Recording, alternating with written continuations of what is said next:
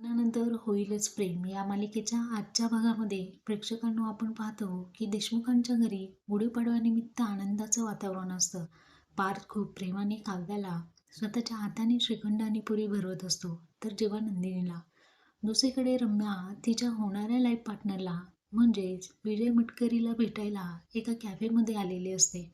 तो ऑलरेडीच तिच्या प्रेमात पडलेला असतो. तर आता भेटल्यानंतर रम्या सिनेमन कॉफी ऑर्डर करते आणि तो फ्रेश ज्यूस ऑर्डर करतो. असं सर्व होतं. त्यानंतर रम्या तिची स्ट्रॅटेजी सांगू लागते की माझं पूर्वी ज्या मुलावर प्रेम होतं तो सध्या माझ्याच घरात राहतो आणि आता मी मूव्ह ऑन व्हायचं ठरवलेलं आहे आणि सर्व काही स्टार्टिंगपासून सांगते. तर विजयला असं वाटतं की ह्या मुलीमध्ये खरंच खूप स्ट्रेंथ आहे. खूप प्रामाणिकपणे तिने तिचा पास सांगितला आणि मूव्ह ऑन होऊन आता ती इतकं मोकळेपणाने इनोसंटली स्पष्टपणे बोलते आहे.